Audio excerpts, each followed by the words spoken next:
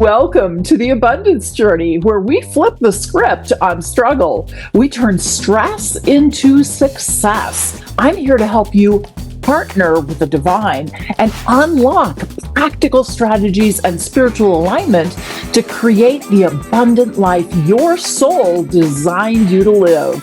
So let's open the gift of abundance right now. What if your deepest pain was actually a divine invitation to love yourself more than you have ever loved yourself before? Welcome to the Abundance Journey Show. This is where every single moment, even the really, really hard ones, is seen through the lens of love.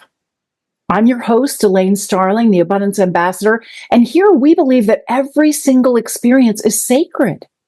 Every challenge is meaningful, and every interaction is an opportunity to expand into love for ourselves and for others.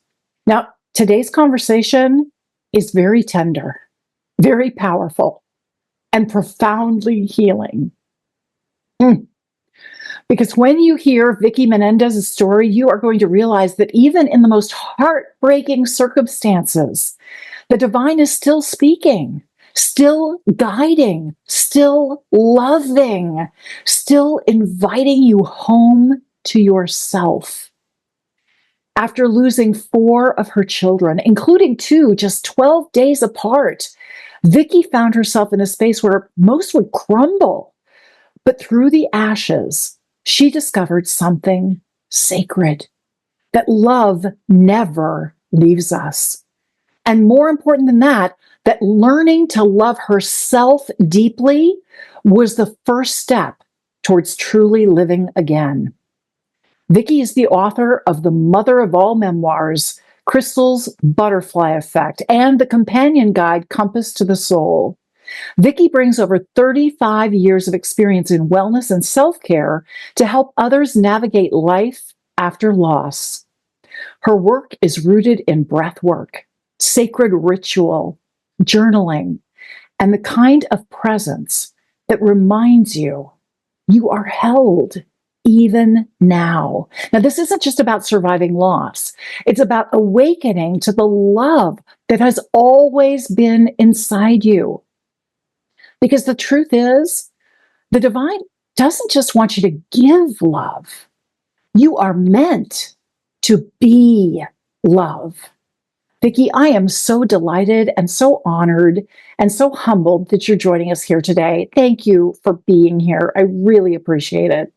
Oh, well, I appreciate the invitation. It was, I'm really loving being in these interviews and just really looked forward to yours. This is so awesome because your energy, you have such a sense of grace and peace and tranquility and an inner knowingness that just radiates through you. And I really appreciate you embodying that for us right now. For those who are watching this on YouTube, you can see and witness Vickie's presence. And if not, just hear it in her voice. You can hear in the tone, in how she speaks, and the way she shapes the words she uses. She's breathing love. She is expressing love and compassion at all times. And I want to make sure that we connect our energy together. Mine with Vickie's, with everyone in the audience, and with the God of your understanding, what I call the divine. Because when we do that, magic happens. So there's 2 different activities we're going to do to connect our energy. The first one is we're going to take 3 long, slow, deep breaths together. And as we breathe in through the nose, think the words, I am. As we breathe out through the mouth, think the word consciousness. And I'll remind you when we get to that part. Now then, after the 3 breaths, I'm going to share an intention. I always point at my heart when I say intention. It is the inside of where we are choosing to go next. This is almost like typing into a spiritual GPS because we're connected with the divine. And so this intention is like that address that you type into your GPS. Here's where we want to go. Here's how we choose to feel about it. And we're going to have a great time. And they're along for the ride. They are participating and guiding us in this entire conversation so that by the time we're done with this interview, you will experience and receive the intention. Yeah. I know it's really odd the way it works, but it works. It freaking works. Now, here's the catch. After I share the intention, we're going to hold it in silence for 78 seconds. I know. That can feel like a real challenge for me too. Human beings currently have a shorter attention span than a goldfish, and a goldfish starts life brand new every 8 seconds. So it's important that we take the time to really lock in this new vibration that we want. There are 2 things I do that helps me hold the course for 78 seconds. The first one is I will pick 2 or 3 words out of the intention that just feel expansive and enriching. It's that higher vibration that I'm adopting as my new normal. And I'll say those 2 or 3 words over and over again in my mind during the 78 seconds. And then I notice what's happening with my body because our body's like a great big antenna and it's receiving all kinds of information like goosebumps or a rush of heat or discomfort in one area of the body that moves to a different area of the body or an image that comes in. Anything like that is just a sign that the divine has locked into that higher vibration and they're ready to play. So, speaking of ready to play, Vickie, shall we? Let's do it. All right, we're going to start with 3 long, slow, deep breaths. Breathe in, I am. Just Breathe out, consciousness.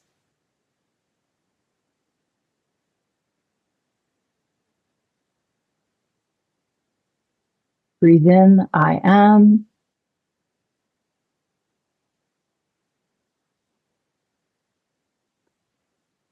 Breathe out, consciousness.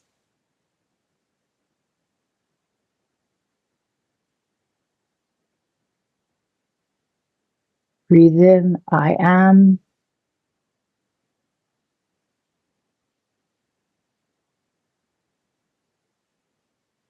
Breathe out, consciousness.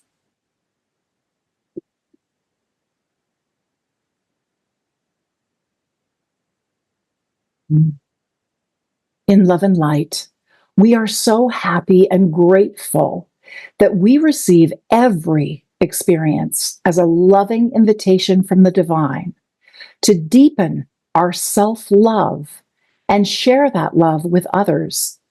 We release fear and pain, welcoming infinite divine love, peace, and grace to fill and guide us, knowing that loving ourselves is our greatest healing.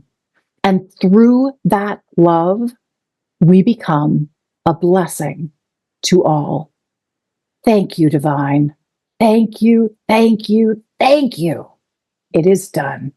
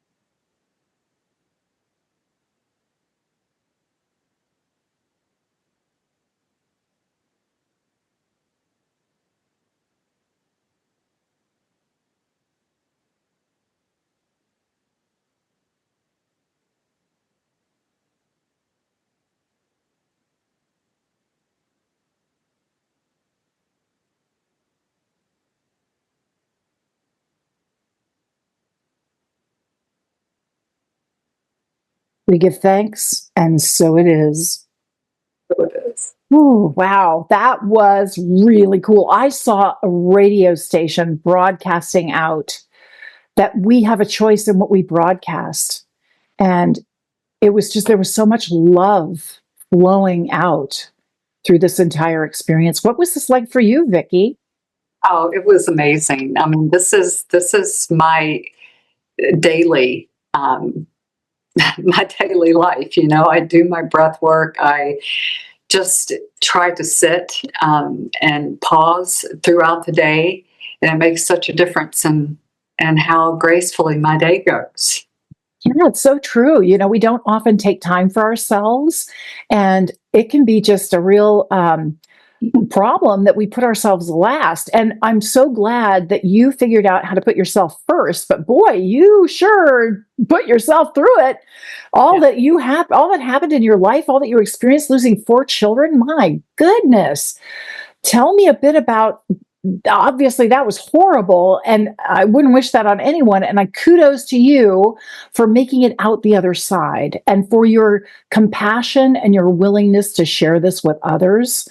Tell us a bit about your journey. Um, oh gosh. I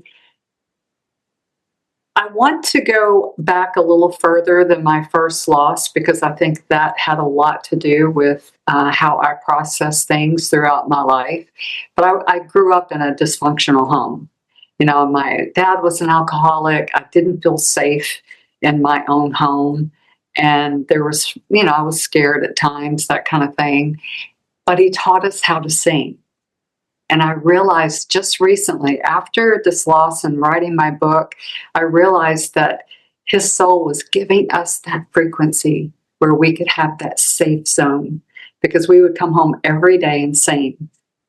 So then I went through childhood bullying. Now I had a sexual assault when I was a teenager. And then, you know, I get married, I get pregnant with my first child, and they couldn't find a heartbeat. I was within about a week of delivering. She was a full-term stillborn. So I went into the hospital knowing that I wasn't bringing her home with me. And even as far back as it's been, that's been 45 years ago. And every time I think about holding her, it brings tears. And, you know, you get to sit, you know, I looked at her and she was perfect. There was absolutely nothing wrong with her. And you never, you know, that sight of her never leaves your memory. And so that was when the first wall, you know, besides the bullying, I think that affected me more than I ever thought it did. But, you know, you put that wall up and you're afraid to love. You love, but you don't love deeply, you know? And so I go on and I have the other 3 children and life goes on. And fast forward to 2017, I found my son dead of a drug overdose in a decomposed state.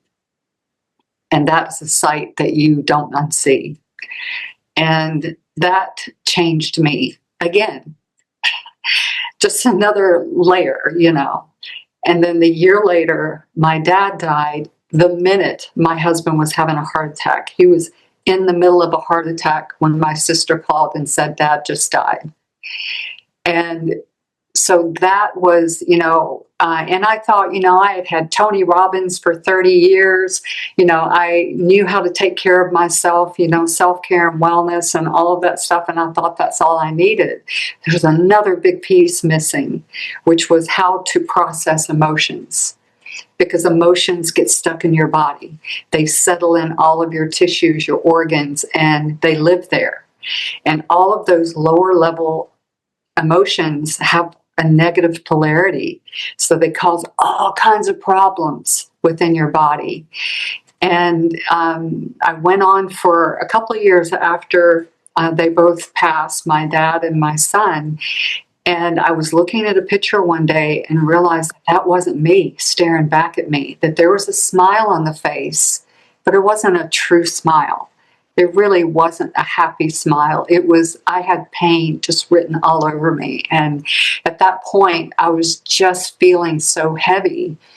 And what happens anytime you have this kind of trauma is all those other things start surfacing.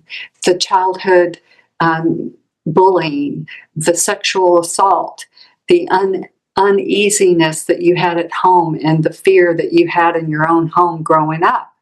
All of that stuff, and the loss of the first child, all of that came back.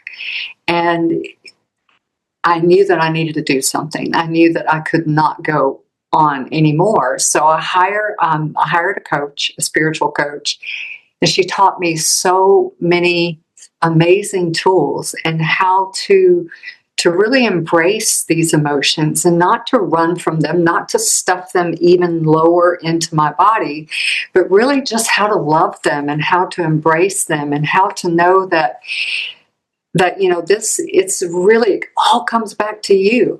It's all about how you, the meaning you give it all, and how you plan on getting through it. And thank goodness I did have all of those years in self-care, because all of those salts baths, the journaling, the meditation, all of that stuff was a big part of me coming back to myself. But it was finding that love for myself, because as a mother, you feel like, what could I have done differently? What if you have all of those things rolling around in your head? My son was in trouble and I couldn't reach him. So what I didn't realize is that Wesley's contract with me is twofold. It was to bring me to my healing, because they knew, all of my kids have a soul contract with me, and they all knew what was going to happen next. They all knew that Crystal was going to be in the hospital for 48 days. I was in the hospital with her, and I come home to mourn her, and Jesse accidentally drowns, having a seizure in the pool, and drowns 12 days after she passed. There's no way I could have gotten through that had I not had these amazing tools to my that I could fall back on and lean on. And that was a true test. It's like, after all of that, do these tools work? Can you come back from something like that? And the answer is yes. And that's what I am so passionate about sharing, because I know that there's so many people out there that are struggling, that cannot get past the loss, and they just don't want to go on. And even though it sounds, to some people it might sound bad, but there's always a gift on the other side of anything that you experience. And my gift was just knowing that I'm not alone in my new path forward. My kids are still with me. They're still right there behind me, and they are infused in everything that I do. They're the ones saying, yeah, just keep going, Mom, when it gets tough, when I feel like no one's listening. And every day, it's like I get this new reveal, because as your body heals, because your body, holds all the pain, but it also has all the answers and has all the wisdom. But we have to learn how to listen to that body, and to listen to its cues and what it needs. If you need to slow down, if you need to take that hot bath, if you need to take a nap, if you need to just cry. Yeah, this is so profound. And there's so much here, because every single one of us experiences trauma of one kind or another. I was really blessed on New Year's Day 2005 to have a stroke. And I always say blessed, because during my stroke, I had a conversation with my higher power, and I got a deep understanding, a complete download about how everything works, why we're alive, what we can do to live our best life, and what happens next after this life. It's a graduation. It's not an ending. You're an eternal being. And so it was a really miraculous, amazing, wonderful, stupendous experience And there is such a thing as good trauma. You can Yeah. have really, really bad trauma, and you can also have really, really good, but trauma, because it is so far out of your norm. It's so far out of your comfort zone that your body's like shell shocked, going, what in the world do I do with this? How do I process this? How do I incorporate this into my daily life? And it's so important to be willing to welcome everything in with a perspective of love behind it. I've started doing a practice I wanted to share with you, Vickie, that I've found really, really powerful. I will sit for 5 minutes. I'll set a timer and I'll just do long, slow, deep breaths. And with every inhale and exhale, I will think in my mind the Hawaiian prayer, Ho'oponopono, which Yes. is, I love you, I'm sorry, please forgive me, thank you. And you can say those in whatever order, but that's the order I say them in. I love you, I'm sorry, please forgive me, thank you. And so with every inhale, what I'm doing is I am forgiving myself for any time that I experienced or witnessed something or interpreted something as anything other than guidance to love. Yes. It's always guiding me to love. That's so Always, always, powerful. always. And with every exhale, Ho'oponopono again, because there are times when I'm distracted, I'm disappointed, I'm upset, I'm whatever, and I'm not communicating love and compassion as effectively as I could. And especially love and compassion to myself. As you said, we have to listen to our bodies and understand what they need, be willing to hear them and receive their wisdom so that Yes. we can move on from there. Now, I have to ask you this question. It's my favorite question because I have never had the same answer twice. And I love that. To me, abundance is unlimited. There's so many different ways you can think about, experience, receive abundance. So given the kind of work that you're doing, where you're helping people who are dealing with some very, very deep grief, how would you define abundance? Ooh, I knew you were going to answer that question, but I did not want to think about it because I wanted to tell you what was really on my heart at the moment. But abundance, we all think of abundance as money, and that is so far from what abundance is about. And I realized that that abundance is everything. It's your family, it's your health, the love that you give out, the willingness to receive love, because sometimes we give it out, but we can't take a compliment, somebody will compliment us and we're like, we don't know, we want to go somewhere and hide. It's like, why can't we take a compliment? And just abundance is everywhere and it's in everything that we do. So true. So true. There is a vibration you can feel. And, you are doing such a good job at demonstrating abundance just in your presence. It's that sense of grace. It's that willingness to be open and vulnerable. There's a state of being that I think is incredibly powerful that I call grateful curiosity. You don't know what's coming. You don't know what to expect, but you lean in anyway, welcoming the blessings that are present in the moment. And just being open to receive whatever is there and deliberately choosing every time to interpret it as guiding you to love. Right. What is it here to teach me? What is, having curiosity around it rather than saying why or, why is this happening to me? It's like, okay, now it's like with over the past several years, just building that muscle of whatever happens that I'm confronted with, it's like, okay, there's another layer. Let's see, what is this all about? And you get more curious rather than looking for what's wrong with it, because we give it all the meaning that it has. So what do we say that this or that means? We can make it whatever we want to. And it's that inner dialogue that really kind of guides us along our path.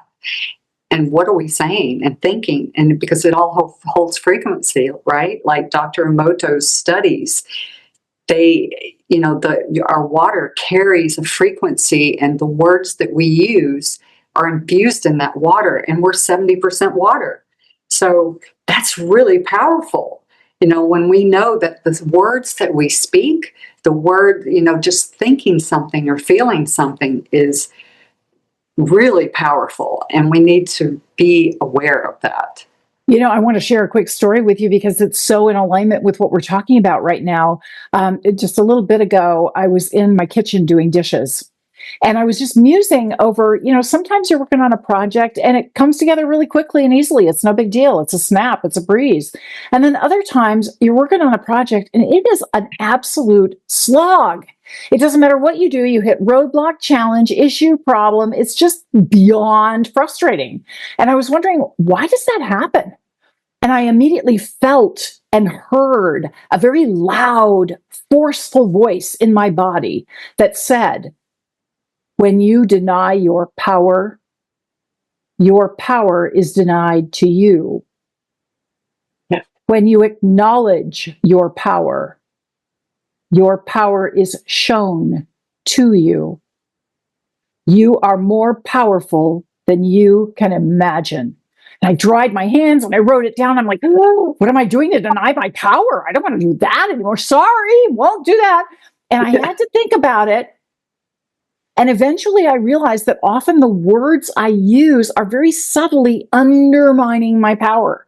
So I am retraining myself to, instead of saying things like, I want, I need, I will try to, now I say, I choose to, I intend, I am. There's a difference. You can feel the energetic difference between those words. Yes, right? Absolutely. Yes. And, that takes, how many years have we been doing that? We're having to retrain our brain and totally just build these new neurons in our brain, to think differently and to act differently, because we've been conditioned for so long to think certain ways and to give ourselves these identities that we have. And that's another thing that tends to fall away, when you have loss, is the identities that you associate yourself with. So I dropped all of those. Those really, who am I? I'm a compassionate, soulful person that loves people, that wants to help people, that I'm not a mother or, I am, but I'm not. It's like, that's not what I want to associate myself with, because when those things are gone, then you don't know who you are. Yeah, that's why a lot of people struggle with empty nester syndrome, because they no longer know who they are, or when they retire. I mean, there's a lot of studies that show if men don't have some strong hobbies and interests after they retire, they often pass away 2 years after retirement simply because they don't know who they are anymore. And it's true, there is some body, some soul level experience at the core of you that really is a better definition of who you are than the superficial stuff that you can point to about, well, I do this for a living and I live in this location and I have this many kids. I drive this car. I have this house. I have this job. And yeah, I mean, there is a blueprint that God gave us that is our pure essence. And that's really who we are. And we get all just combobulated with all of these different types of identities that other people have thrown at us that we think we have to be. And what if we're just loving human beings that just create a ripple effect and everybody feels us? Wouldn't that be better, Actually, it's pretty freaking amazing. So you mentioned the ripple effect, so I have to tell you the story because it's so powerful and I want you to use it, with everybody, tell everybody, because it's really, really powerful. So I was wondering about the whole ripple effect thing too, because I find I myself did this and most of my clients do this too. You think, well, it's kind of egotistical for me to want to work on myself and then it's all about me and I'm being selfish and I shouldn't make me a priority. Well, I was guided to read a wonderful book called Connected. It's a very long subtitle. The Surprising Power of Our Social Networks and How They Shape Our Lives. Just remember, connected. It's written by two social scientists who taught at two different universities, and they were both really curious about that whole 6 degrees of separation thing. They wanted to know, how real is that? So they got a bunch of grad students together and did a massive study, and they discovered something that they call the 3 degrees of influence rule. It turns out that you have influence over your friends, 3 levels away from you. And I thought, wow, that's pretty cool. I wonder how many people that is. So I asked Dr. Google, and she came back with a recently published article in the New York Times citing research that states the average American knows about 600 people. And I thought, what? Not a chance. There's no way I know that many people. I asked a couple of friends of mine who are very knowledgeable, and they said that's really low, closer to 1,000 people. I was like, okay, fine, time out. Obviously, I did not do the math. Some researcher somewhere did the math. So let's just pretend that they have the right number and see what happens. So if you imagine a bullseye where you are at the center of a bullseye and there's 3 rings around you representing the friends, that first ring is the 600 people that you know. Right. And they all know 600 people. So your second ring is 360,000 people. And they all know 600 people. So your third ring is 216 million people.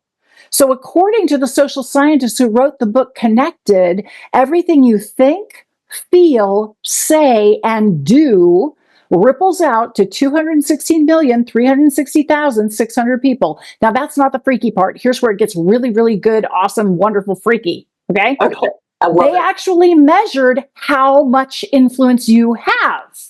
So when you decide to listen to your body, to move through the emotions and honor yourself, the 600 people in your first ring are 15% more likely to do the same. They're entrained with your energy and they adopt your behavior, your outlook, your mindset. The 360,000 people in your second ring are 10% more likely to follow you. And the 216 million people that you're convinced there's not a way in the world, they are 6% more likely to adopt that same thing. So never believe that working on yourself is selfishness. Working on yourself is the embodiment of love. It is the embodiment of divine grace. It is a huge part of what you are here to do. Because as you enrich yourself, you enrich millions of other people. And think about the generational impact that we make. Like when we heal at a soul level, we're not only healing past lives and past generational soul level healing, but with our children and our family that are still here. They're thinking differently. They're living their life differently. And then that create, like you said, everything, you create a ripple effect and it just keeps going and going. And, they had also the rat study about, the smell and the shock. And that went 6 generations deep. And they didn't even have the smell. After the first generation, all they did, or they didn't have the shock. All they had was the smell.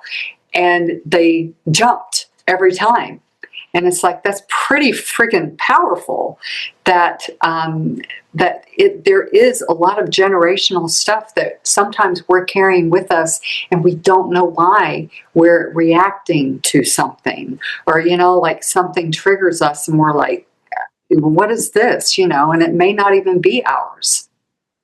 Right. So I want to bring you to the next question I have, because this is really, really key. Every time I want my world to shift, I have to be willing to make a change inside. Now, it might be the kinds of questions I ask myself. It might be my mindset.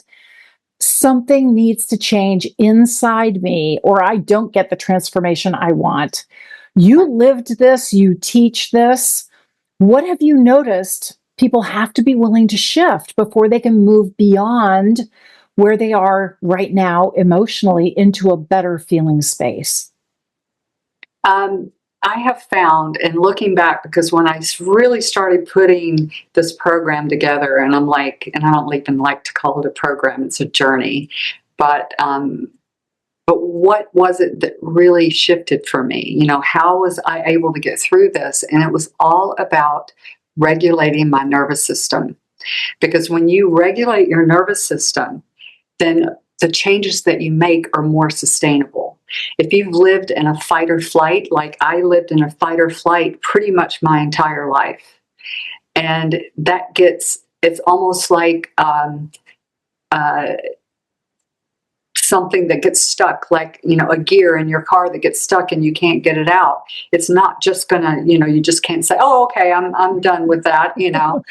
So it's work, you know, you have to kind of work on that, but it doesn't have to be difficult. You just have to decide, okay, this is something that I'm going to do, breath work or whatever it takes. Yin Yoga was really good for me because, and I love yoga, but Yin Yoga is really just sinking into the stretches for longer, and it just allows your body to release. I would do Yin Yoga in the morning and in the evening before I went to bed.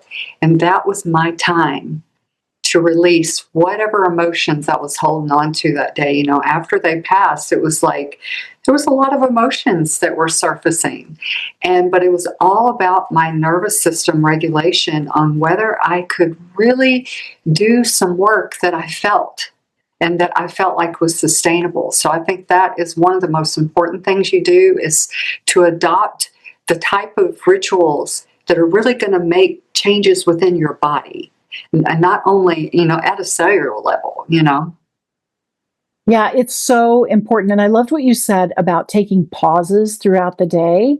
Those 3 deep breaths, the I am consciousness, that really does connect our energy. So everyone listening and watching this, we are connected permanently. Your energy is connected to Vickie's energy. Your energy is connected to my energy. So when you're having a tough time and you are ready to move on and release where you are, you can just think of us. And we're in a space, we're holding a space of good energy and access that makes it easier for you to experience that. And so just take those 3 deep breaths again. Even if you don't remember to say, I am consciousness in your mind, that's okay. Mm-hmm. Just take the deep breaths and think of us and know that you are held in love and grace and all is well. Now, you shared some profound things that you like to do. If we're just kind of getting started and we want to dip our toe in the water, is there 1 or 2 little tools that we could use that you would recommend? Um, well, I mean, just doing simple box breathing, you know, breathing can get very intense, you know, like you can get to the point where you're connecting with spirit, you know, like that is like really deep and a deep work. And it's a lot longer work. Like you could be doing breath work for up to an hour, you know, or more. And that's something you kind of have to work up to. But just doing that simple, coherent, rhythmic breathing, it creates this body, mind, and soul coherence. And it just brings you down so many different levels, you know, because if you're agitated, if you're, or you're anxious, you have panic attacks. I mean, all of that is a nervous system regulate, you know, because of your nervous system. The one thing that is so easy to do is chanting, humming, singing, sing in the shower, but to do the vagus nerve activation. The vagus nerve, some people don't even know it exists, but the vagus nerve is controlling your whole nervous system. And you can do 5 or 10 minutes a day of vagus nerve activation, and you feel the energy like from head to toe. It's amazing how, and the frequency, you know, they use frequencies, but then there's certain things that you do to your body, and it's pretty powerful. And we have an inner pharmacy. If we just know how to go in and tap into it, the inner pharmacy's there. We just run to the doctor, get a prescription, and we don't remember. And that's where it goes back to remembering who we are and how we're made, and that God made us perfectly. And we do have everything that we need. When we get a cut, it heals all by itself. Can we think about that when it's everything else? It's all in there. We just have to connect with it. And if we're not breathing properly, then that makes a huge difference in how the oxygen is released from the blood. If you release, and that's through inner hypoxia. And what that does is it pulls the oxygen from your blood and it sends it to whatever tissue or organ that needs it at the time. And if we only knew that, I have story after story of people that had serious health issues, and just through breath work, they healed themselves. Yeah, it is very healing. I was recently on stage at a humanities team event called Sacred Awakening. And one of the other speakers who was there taught us the power of humming, because sound has an incredible healing ability. And so I do an intention group on Tuesday nights, and now we've incorporated the 3 breaths of I am consciousness.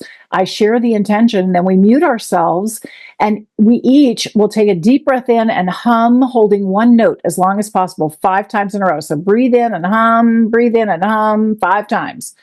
And it's amazing how quickly it takes you really deep. And it connects with every single aspect of your body. You can feel all of the chakras vibrating in harmony. And it's just amazing. The messages come through really, really quickly with that combination, something that I found. So I just wanted to share that with you. Wow, Vickie, you have been so incredibly generous with this whole conversation. I just absolutely love where you're coming from. And you offered an incredible free gift. Could you tell us a little bit about it? Yes, this flipbook that I have included has an audio in there with the chakra alignment. So you can listen to that whenever you want to.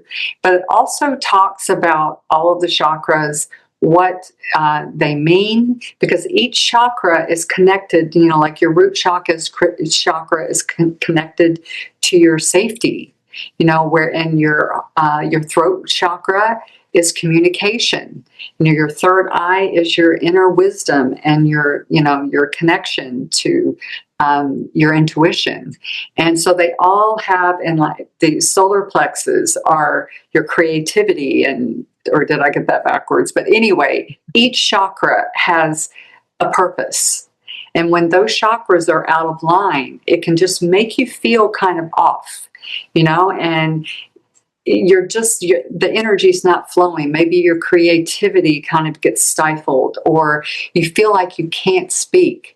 There's one story about a woman that had sexual trauma as a child, and I won't get into it too deep because it's kind of horrible. But she could not speak, and she had some throat chakra clearing, and all of that came up, and she realized that that's why she couldn't speak.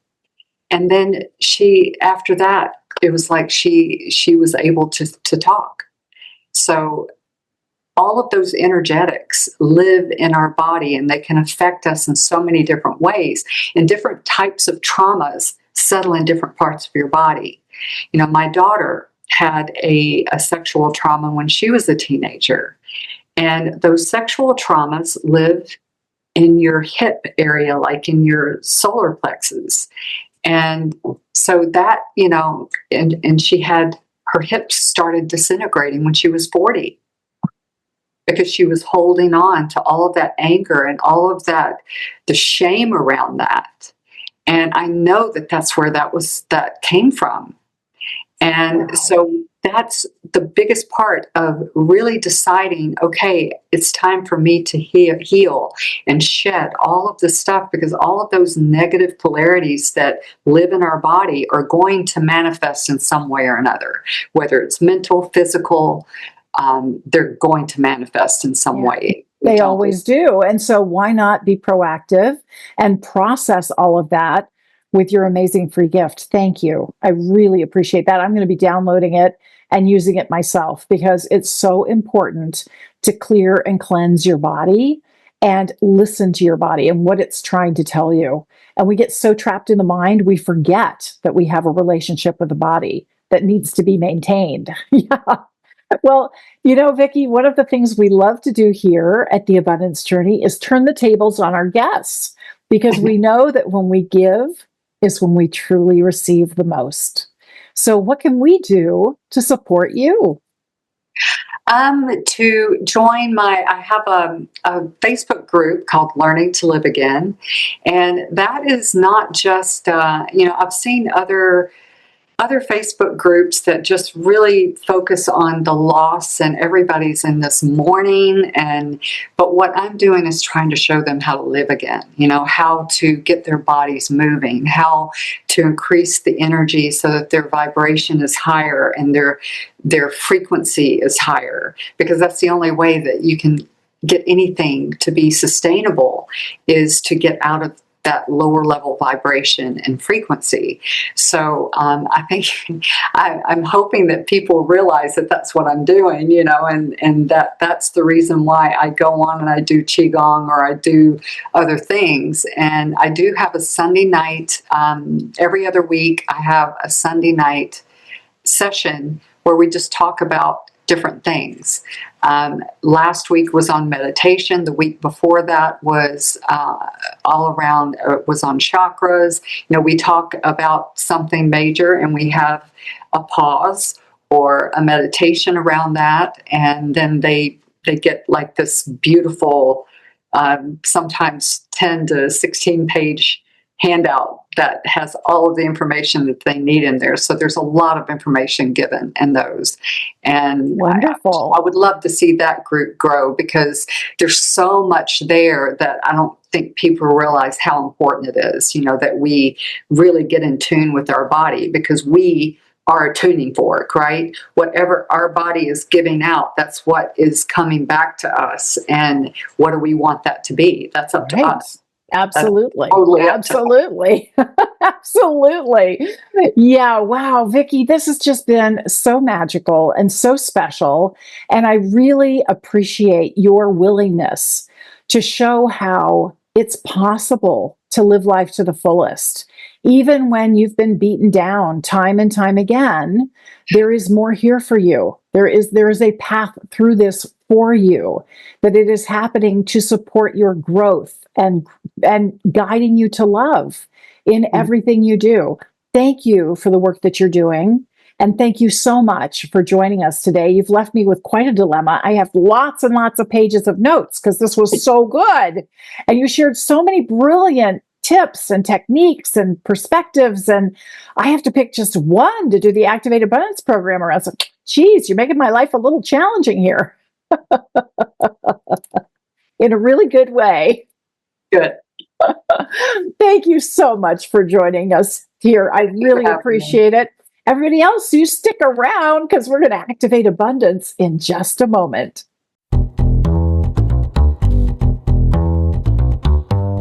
Wow, that was really powerful. But before we dive in to Activate Abundance, I would love your support. Please share this episode, leave a comment, and subscribe so we can spread abundance far and wide. And if you're ready to go deeper, I'd be honored to be your coach through the Inner Power Protocol, helping you move from spiritual overwhelm to embodied power so you live the life your soul designed you to be. Let's make this your moment. Oh my gosh, I am just blown away and totally humbled by Vickie Menendez, the way she shows up after all she's been through. And yet she's fully present.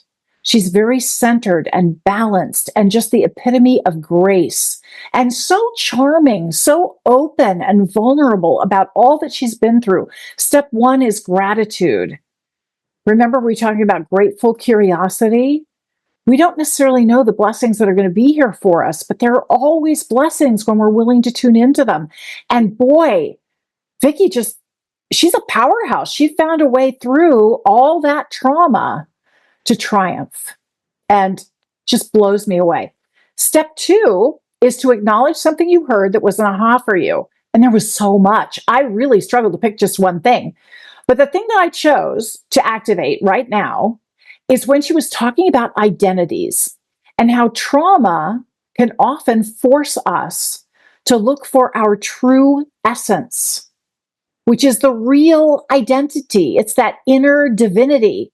That's what you're looking for.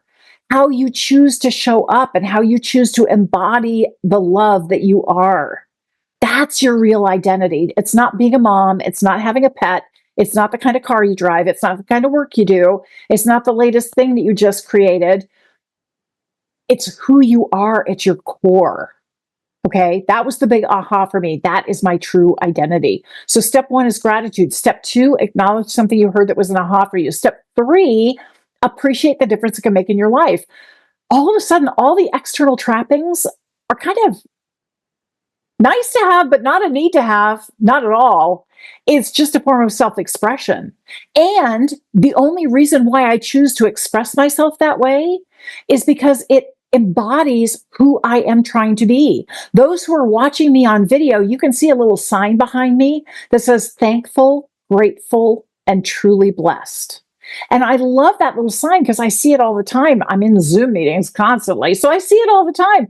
And it really is how I feel and how I choose to show up. And it's tangible. People notice that.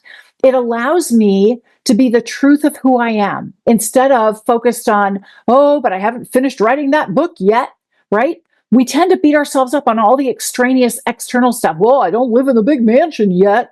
Well, I don't have that degree yet. Yeah, no, that's not what really attracts people to you anyway. It's the energy. It's who you are at your core, your essence that really matters.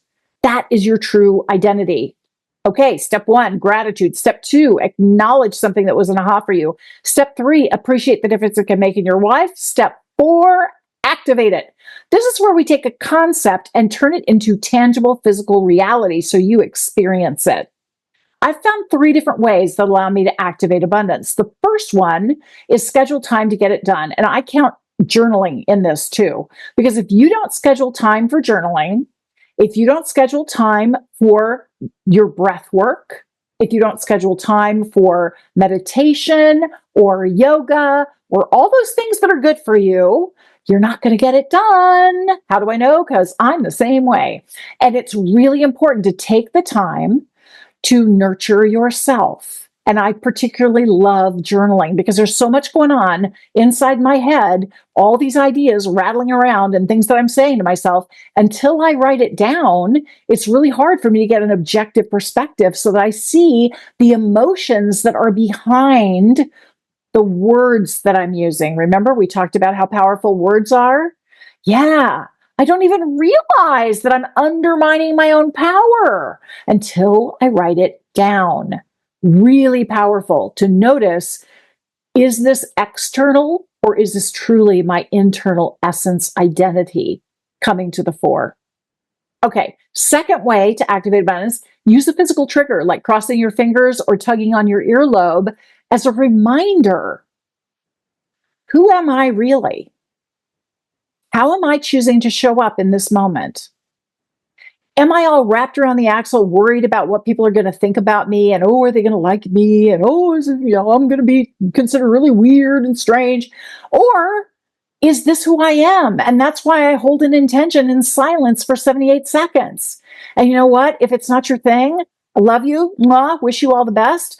And this is who I am. This is how I embody my core.